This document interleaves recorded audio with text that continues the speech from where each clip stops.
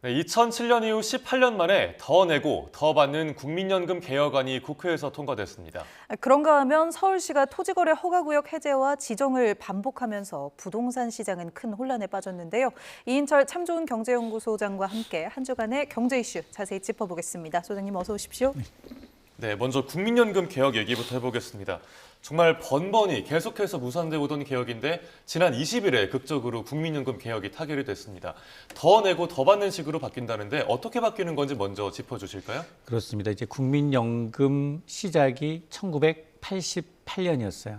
이번이 딱 세 번째입니다. 네. 거의 뭐 40여 년 가까이 됐는데 그만큼 국민연금 개혁이라는 게 고양이 목에 방울 걸기거든요. 말씀하신 것처럼 지금보다 더 내고 더 받는 내용의 국민연금, 이번의 개혁은 모수개혁이라고 합니다. 모수개혁이 국회를 통과했는데 국민연금이 내는 돈, 보험료율이죠. 현행 9%에서 13%까지 올리는데 내년부터 0.55%포인트씩 8년 동안 인상이 됩니다. 그리고 국민연금 받는 돈, 이른바 소득대출, 가입기간 평균 소득 대비 받는 연금액의 비율인데 이게 올해는 사실은 41.5%인데 내년에 43%로 올라갑니다. 이 모수개혁 이외에도 세 가지가 달라지는데요. 군복무 하신 분들, 출산하신 분들, 크레딧 제도, 몇 년 더 국민연금 가입기간 인정해주는 제도입니다. 일단 군복무에 대한 이제 이 국민연금 가입기간을 인정해주는 크레딧 제도, 현행은 6개월, 군복무했다라고 하면 일괄적으로 6개월 인정해주고 있는데 내년부터는 12개월 연장되고요. 출산 크레딧, 지금까지는 첫째 자녀는 출산 크레딧이 없었어요. 지금 둘째 자녀부터 이제 최장 한도가 50개월이었는데 한도도 없애고 첫째 자녀부터 각각 12개월씩 그리고 셋째 자녀는 18개월씩 상한을 두지 않기로 했습니다. 여기다 이제 13% 올리면 직장 가입자는 회사 절반씩이지만 이제 지역 가입자는 온전히 100% 본인이 부담하는데 이게 저소득 지역 가입자에 대해서는 12개월 동안 한시적으로 정부가 50% 보험료를 지원하기로 했습니다. 네, 이렇게 통과된 국민연금 개혁안 본격적으로 시행이 되면 사실 그동안 기금 고갈될까 봐 그 걱정이 제일 컸는데 그런 문제들은 좀 해결될까요? 아닙니다. 임시방편이고요. 지금 보면 이제 고갈 우려는 여전히 남아 있습니다. 시점이 잠시 좀 뒤로 밀릴 뿐이에요. 정부가 이번 개혁안 시행이 되면 기금 고갈 시점이 한 9년 정도 밀린다라는 거예요. 거기다가 이제 추가로 기금 운용 수익률을 1%포인트 추가로 올리게 되면 15년 정도 기금 고갈 시점이 연장이 돼서 최장 2071년까지 연장될 것이다라는 거예요. 근데 국민연금 몇 세부터 받아요? 만 65세부터 받거든요.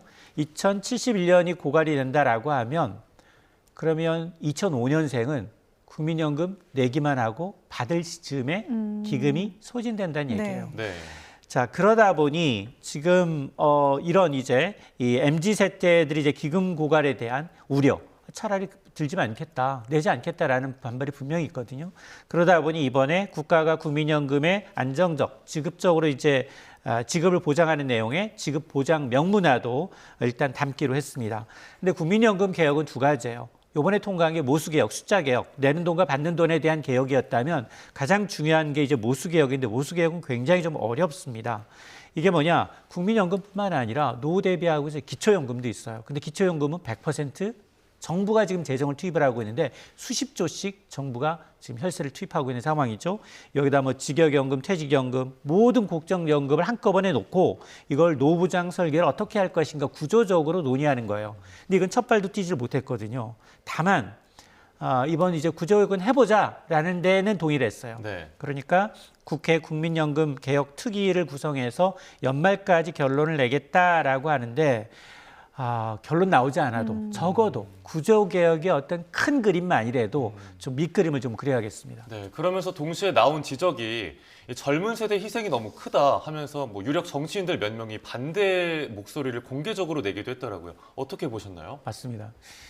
이제 국민연금은 사실은 빨리 받을수록 그리고 오래 살수록 오래 받을수록 많이 받는 구조예요. 그래서 정치권에서도 이번 연금 개혁안을 두고서 반쪽 개혁이다라는 목소리가 나오고 있는데 왜냐? 실질적으로 이제 개혁을 하고 이제 연금의 지속성을 답보하기 위해서는 뭐 지금 연금 수령 연령을 좀 올리든가 아니면 이제 보험료 자동 조정 장치와 같은 것이 포함이 돼야 되는데 이 핵심 내용은 빠져 있습니다. 자, 그러다 보니 뭐 이번 구조개혁 논의하기 위해서 국회 연금특위는 구성하겠다라고 하지만 실제로 여당 이제 연금특위 소속 전원이 지금 사퇴하는 등 특위 구성조차도 좀 불투명해졌어요. 네. 그러다 보니까 청년 세대 부담만 늘어나고 기성세대 혜택은 그대로 둔 구조다라는 비판이 클 수밖에 없는데 실제로 국회에서 지금 통과는 했지만 83명의 젊은 국회의원들이 여야 할 것 없이 네. 모두 지금 반대하거나 기권했어요. 그러면서 이제 부모가 자식의 저금통을 터는 것이다라는 표현처럼 세대 간 형평성 문제가 남아 있는데요. 그동안 앞서서 1988년 시행이 됐는데 2번 개혁에 성공했다라고 할 만큼 지난 20여 년 동안 연금 개혁 미뤄지다 보니까 하루에 수백억씩 이제 미래 세대 세금 부담이 더 커지고 있거든요. 이러다 보니까 단기적으로 이제 후세대 비폭탄을 물려주지 않기 위해서라도 22대 국회에서는 연금 구조 개혁을 좀 서둘러야 하는 이유입니다. 네. 이 국민연금 개혁 이야기 했고요. 또 이제 토지거래 허가제 이 얘기 안 해볼 수가 없습니다. 강남권 일부의 이 토지를 해제를 했다가 집값이 너무 오르니까 한 달 만에 다시 재지정을 하는 좀 어처구니 없는 일이 벌어졌는데 이거 사태 먼저 좀 간략하게 정리를 해주시죠. 그렇습니다. 이제 서울시가 지난달 12일이었습니다. 이제 잠실, 이제 삼성, 대치, 청담 이 4곳의 토지거래 허가제를 해제했죠. 그런데 오히려 강남 3구의 집값뿐만이 아니라 인근 지역, 뭐 마용성 그리고 이제 서울 외곽까지 네. 상승세가 확대가 됐죠. 그러다 보니까 이제 35일 만에 강남 3구 플러스 용산구까지 그러니까 기존에 없었던 서초구와 용산구가 들어갔습니다. 확대 재지정이 된 거예요. 동지정이 아니고 구 전체를 서울시 전체 아파트의 한 27%가 네. 거래 허가 구역으로 묶여서 일단 갭 투자 안 되고요. 이제 매매할 때마다 이제 구청에 허가를 득해야 되는 상황인데 해제할 당시만 하더라도 이제 반시장적 규제를 좀 풀겠다. 이게 5년 정도 묶여 있었기 때문에 그러면서 시장 정상화를 목표로 했습니다만 결과적으로 좀 투기수요를 자극해서 가격 상승을 불러왔고 또 다시 규제를 강화하는 엇박자 행정이 네. 벌어진 셈인데요. 물론 뭐 결자 해지로 오세훈 서울시장이 사과했어요. 심려를 끼쳐 송구하다라고 사과를 했지만 이번 사태는 정책 일관성 부족과 시장 예측 실패를 보여준 이제 사례다라고 이제 비판을 받고 있는데 정부와 지자체가 좀 신중한 시장 분석 없이 규제를 풀었다가 또 부랴부랴 이렇게 다시 조이는 악순환이 반복되고 있다라는 점에서 지금 이 부동산 시장의 어떤 신뢰성, 전략 부재가 어떤 도마 위에 오르고 있는 상황입니다. 네.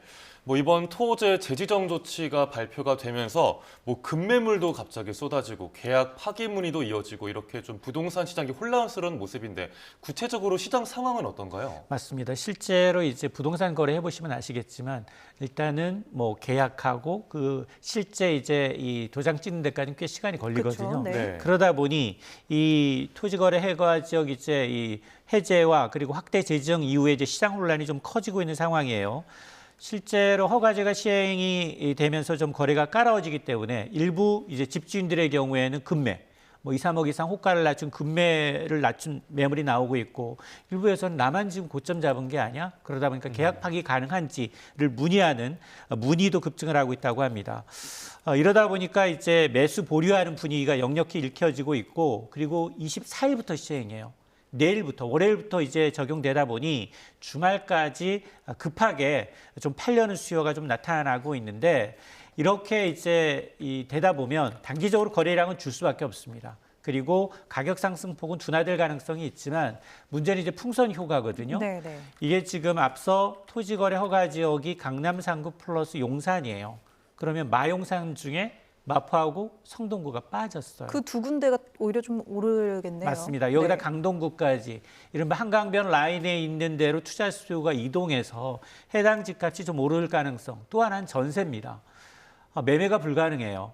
전세 갭 투자가 불가능합니다. 전세 끼고 이들 지역 허가구역 안에 아파트를 구입할 수 없기 때문에 이미 뭐 학군 때문에 이사 가야 되시는 분들은 불가피하게 매매가 아니라 전세를 택할 수밖에 없는 상황이다 보니 허가 구역으로 지정이 되면 매매 자체가 어려울 뿐만 아니라 실거주 2년 이상 해야 되는 조건이 붙기 때문에 전세 공급 자체가 줄어듭니다. 근데 수요는 많고 공급은 적게 되면 전세값은 오를 수밖에 없습니다. 또 하나가 이제 이렇게 이들 이제 규제 대상 네 곳을 정부가 뭐라고 얘기했느냐? 추가 상승 가능성을 염두에 둔 사전적 조치라고 했어요. 그러면 여기는 정부가 찢어준 알짜배기네, 정말 알짜 상급지네, 똘똘한 안채네, 이런 각인 효과가 있거든요. 오히려 수요가 더 몰리겠는데요. 그러니까 네. 이게 뭐 6개월적인 한시 조치이고 그 추이를 봐서 더 추가로 더 연장할 수도 있다라고 얘기한 만큼 정부가 관심 있게 보고 있다는 얘기거든요. 그러다 보니까 결국 이 정부가 이제 이 큰 흐름에서 보면 집값이 우상향할 것임을 좀 인정한 셈이 돼버려서 어떤 향후에도 집값 양극화가 심화될 수 있음을 예고하는 대목입니다. 네, 당장 내일부터 이 부동산 분위기 좀 어떻게 달라질지 잘 좀 지켜봐야겠습니다. 한 가지 더 이야기해보면 이제 홈플러스 이야기인데요. 이달 초에 기업 회생 절차에 들어갔습니다. 자금난은 계속된다고 하는데 직원이 2만 명이나 되는데 직원들 월급은 또 정상적으로 잘 나갔다고 해요. 납품 대금은 어떤가요? 맞습니다. 지금 아마 홈플러스 가보시면 정상 영업하고 있어요. 계속 세일하고 있습니다. 네. 어쨌든 매출을 빨리 올려서 유동성을 확보해야 되니까 일부 매대에 좀 빈 공간이 듬성듬성 보이긴 합니다만 영업은 정상적으로 유지가 되고 있고 그리고 2월 월급은 나갔어요. 2만여 명의 직원들의 월급이 정상 지급됐고 그리고 이제 법원이 이게 사실은 법원에 회생 개시 신청을 하게 되면 상거래 채권은 이제 어느 정도 이제 이 지급이 됩니다. 근데 이제 금융 부자, 금융 이제 이자만 유예가 되는 건데 쟁점은 크게 세 가지입니다. 우선 납품 대금과 이제 임대료 지급 지연이 문제인데 정산 주기가 너무 길어요.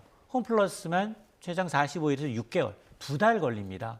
그러다 보니 이 다른 대형마트보다도 두세 배 이상 긴 이제 납품 대금 문제로 인해서 물론 뭐 입점업체 3,400억 원에 대해서는 일시적으로 결제 승인이 나면서 1월 대금, 2월 대금 정산했다라고 얘기하고 있는데 문제는 앞으로 과연 이게 2달 내지 1달 반을 기다려야 되는데 정상적으로 지급이 가능할까? 이 네. 부분 때문에 일부 지금 식음료 업체들의 경우, 식품업체들의 경우에는 납품하지 않겠다. 납품을 중단하거나 또 협의를 통해서 제기하는 방식을 취하고 있기 때문에 이게 문제고 물건이 안 들어오면 손님들은 이제 다른 경쟁사로 가거든요. 네. 또 두 번째는 뭐냐면 홈플러스가 기업회생 신청 직전까지 기업어음을 남발했어요. 개인 투자자들한테 채권을 팔았다는 겁니다. 개인들한테 비중도 거의 2,075억 원으로 판매된 것으로 드러나서 이거 모럴 해저드예요. 불안전 판매 요인이 분명히 있거든요. 자, 그러다 보니 금융감독원은 이 불공정 거래와 이 회계 처리 위반 의혹에 대해서 심사임이 착수한 상황이고 세 번째가 뭐냐?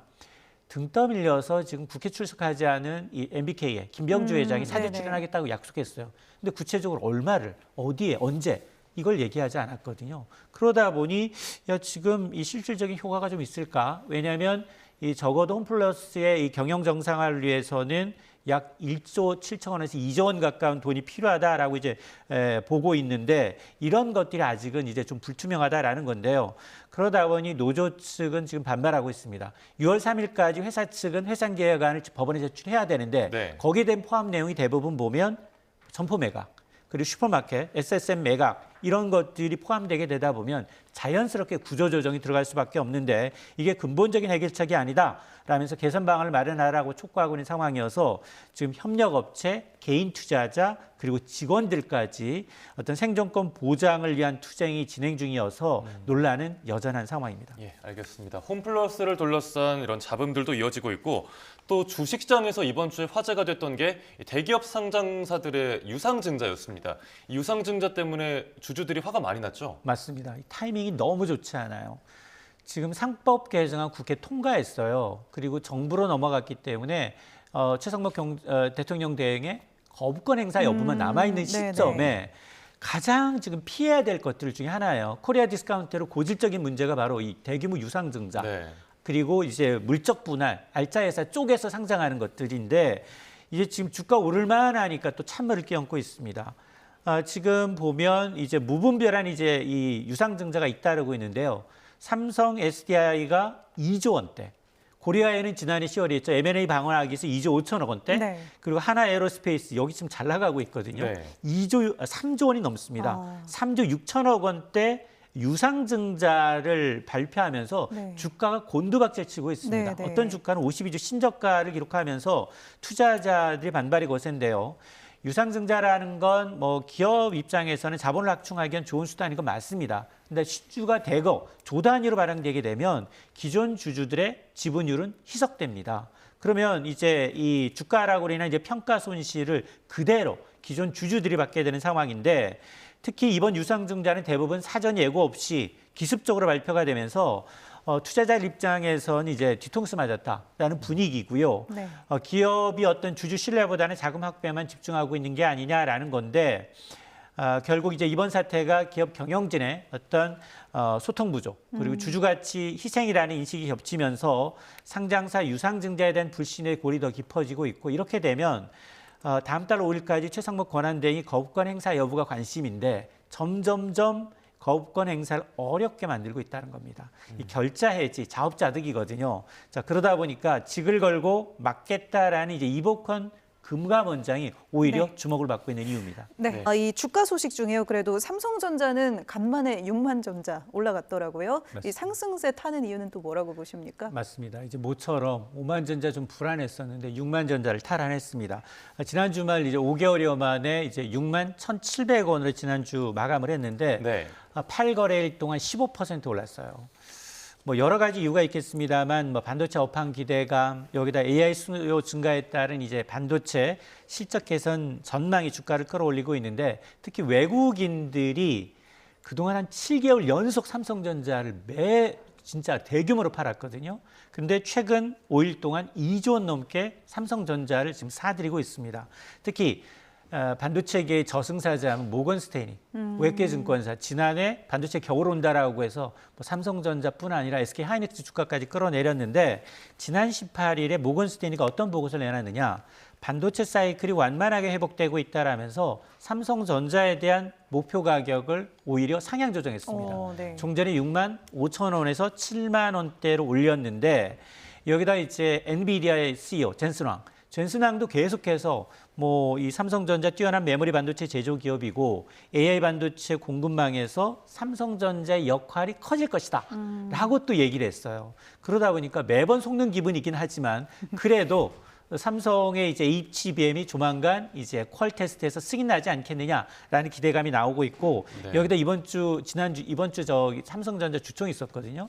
근데 주총 전 이제 이재용 회장이 임원들을 모여놓고 사즉생각으로 정말로 고강도 경영쇄신 의지를 밝힌 것도 투자 심리 회복에 기여하고 있는데, 업계에서는 일단 외국인의 움직임에 주목하고 있습니다. 외국인이 이처럼 매수세에 나오게 되면 삼성전자 주가 반등은 좀 더 이어지지 않겠느냐라는 분위기고요. 실제로 삼성전자의 주력 메모리 제품 판매, 공급 가격이 최근 오르고 있습니다. 예, 이렇게 주식시장 흐름까지 네. 짚어봤고요. 끝으로 최근에 백종원 대표의 더본코리아 이야기가 참 말도 말고 탈도 많습니다. 이번엔 그런데 그 커피 프랜차이즈 업체 영수증 길이가 뭐 50cm다 이러면서 말이 좀 많았어요. 어떻게 네. 된 겁니까? 맞습니다. 지금 백종원 대표하고 더본코리아가 이제 원산지 문제 가지고 표기 논란과 관련해서 조금 법정 분쟁이 좀 있죠. 그런데 프랜차이즈 카페 이제 백다방에서 말씀하신 것처럼 50cm, 네. 0.5m 영수증이 화제가 되고 있습니다. 자세히 좀 보게 되면 소비자 주문과 관계없이 전 메뉴에 네. 원산지를 꼼꼼하게 기재한 거예요. 근데 문제는 뭐냐? 표시 의무가 없는 재료까지 덤으로 포함되어 있다라는 겁니다. 그러다 보니까 불필요하게 이게 종이 낭비잖아요, 네. 사실은. 그러다 보니 이는 최근에 중국산 재료를 국내산으로 표기한 혐의에 대해서 백 대표가 이제 형사 입건된 사건 이후에 지금 회사 차원에서 대형 차원에서 지금 시행된 조치가 아니냐라는 거고, 그런데 대부분 네티즌들은 좀 부정적이에요. 아니 기싸움 하듯이 감정적으로 대응하고 있는 게 아닌가? 그리고 이제 비합리적인 처사다라는 반응을 보이고 있는데, 핵심 쟁점은 뭐냐? 정보 부족이 아니에요.